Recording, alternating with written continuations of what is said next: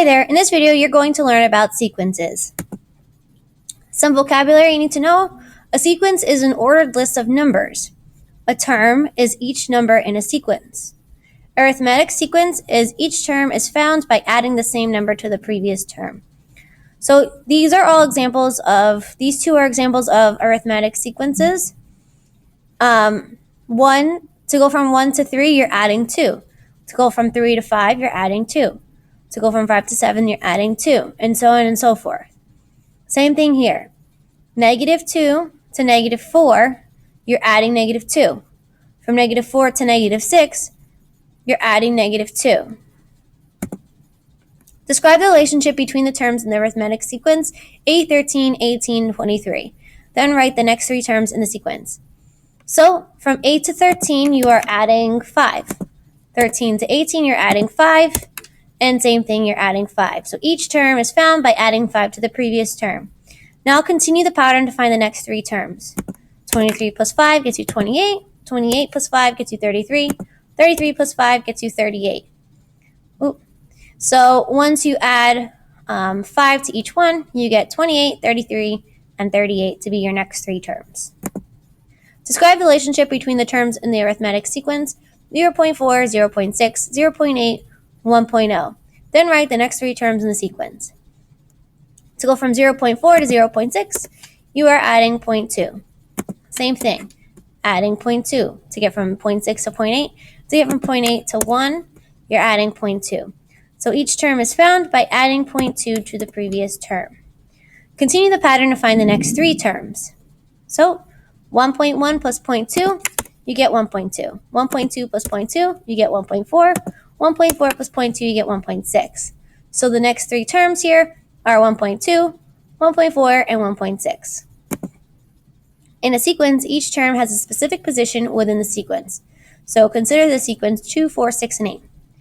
First position, this would be second position, third position, and fourth position. Notice that as the position number increases by 1, the value of the term increases by 2. So look here, the first position, you have the number 2.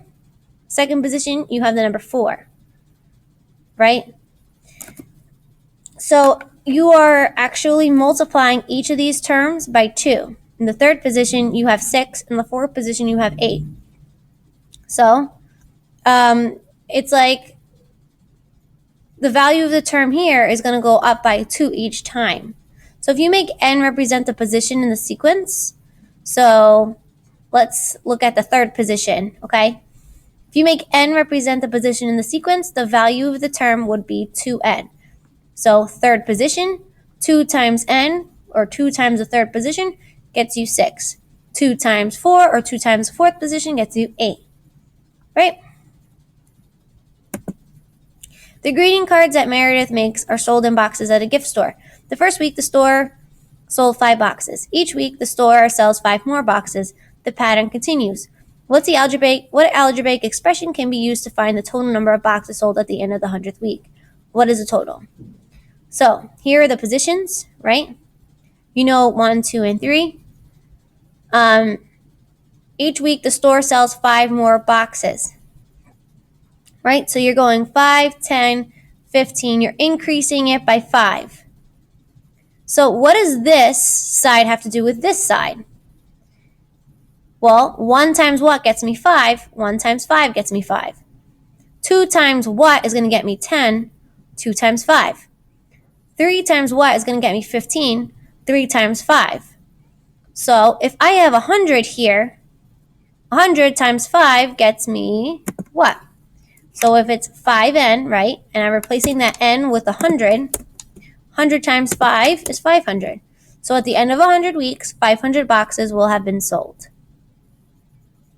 So just some concluding thoughts. I'm just going to go back to your vocabulary. An arithmetic sequence is just adding the same number to the previous term. Your term is each number in the sequence. And if you just look here, you're going to just compare the 2 sides here. Just find the relationship between the position and your value. So 1 times what gets me 2? 1 times 2. 2 times what gets me 4? Times 2. 3 times what gets me 6? Times 2. So you're just looking to find what the pattern is or what the relationship is between the position and the value of the term. Same thing here. The relationship between the position and the value of the term. All right, I hope you learned about sequences. Thank you for watching.